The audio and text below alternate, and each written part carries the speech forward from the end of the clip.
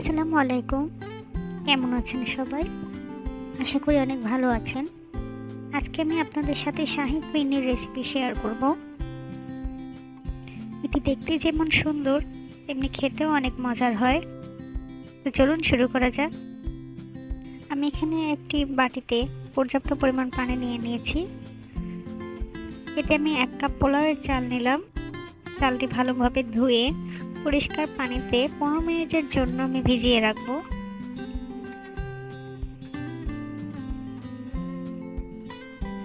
একটি ফ্রাই প্যানে আমি 1.5 লিটার তরল দুধ নিয়ে নিয়েছি।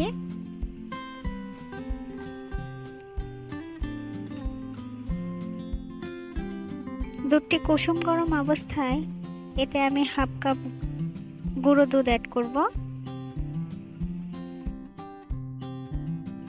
কুসুম গরম দুধের সাথে গুঁড়ো দুধ অ্যাড করলে এটি খুব ভালোভাবে মিশে যায়।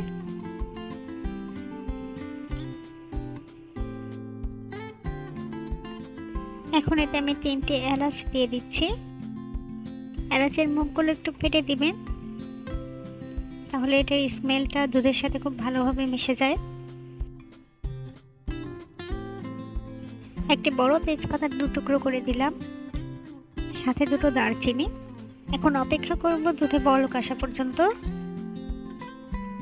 চাল থেকে পানি ঝরিয়ে নিয়েছি, এগুলো আমি ব্লেন্ড করে নেব এবং অবশ্যই খেয়াল রাখবেন চালগুলো যেন পুরোপুরি ব্লেন্ড না হয়ে যায়, আধা ভাঙা অবস্থায় থাকবে। আপনারা চাইলে পাটায়ও বেটে নিতে পারেন।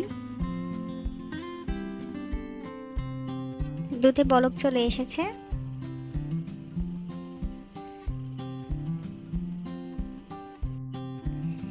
এখান থেকে কিছু পরিমাণ দুধ আমি ব্লেন্ড করা চালের সাথে মিশিয়ে নেব।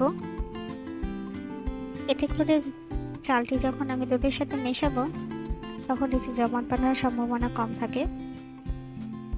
চাল দুধের সাথে মেশানোর সময় অবশ্যই নাড়তে থাকবেন, কোনো অবস্থাতে নাড়া বন্ধ করা যাবে না, এতে করে নিচের চাল জমা বেঁধে যেতে পারে।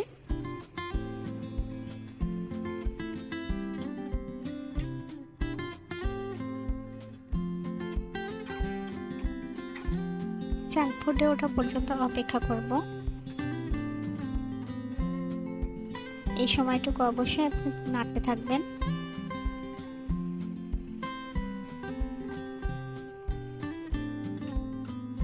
এখন আমি একটু চেক করে দেখছি যে আমার চালটা ফুটেছে কিনা।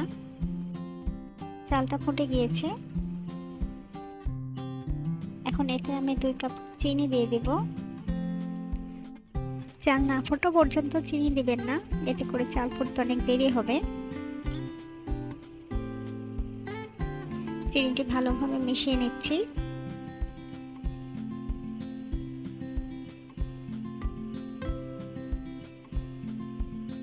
চিনি থেকে একটা পানি ছাড়বে, সেই পানিটি টেনে যাওয়া পর্যন্ত অপেক্ষা করব। এই পর্যায়ে আমি 1/2 কাপ বাদাম বাটা দিয়ে দিচ্ছি। এখানে আমি কাজু বাদাম বাটাটা নিয়েছি। চেষ্টা করবেন কাজু বাদাম অথবা কাঠবাদামটা দিতে। শাহি ফিরনির ফ্লেভার পেতে গেলে আপনার অবশ্যই এই বাদাম বাটাটা ব্যবহার করতে হবে। আমার ফিরনিটি প্রায় শেষ পর্যায়ে। এই সময় আমি 1 টেবিল চামচ ঘি দিয়ে দেব, এতে করে সুন্দর একটি স্মেল আসবে এবং খেতেও ভালো লাগবে। ফিরনি ঘন হয়ে এলে এরকম ফুটতে শুরু হয়, তাই সাবধানে নাড়বেন যেন হাত পুড়ে না যায়।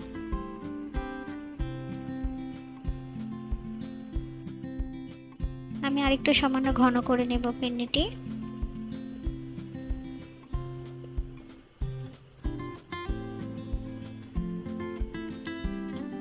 আমার ফিরনিটি রেডি হয়ে গিয়েছে। এই পর্যায়ে আপনি চাইলে বাদাম কিশমিশ অ্যাড করতে পারেন।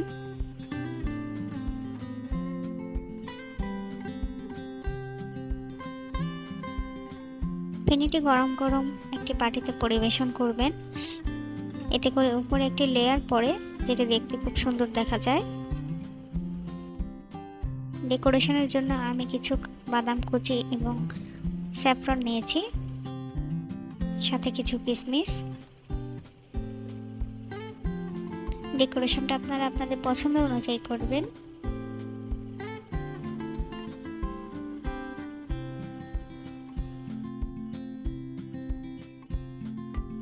আজকে এ পর্যন্তই। রেসিপিটি অবশ্যই বাসার চেষ্টা করবেন। সবাই ভালো থাকবেন। আল্লাহ হাফেজ।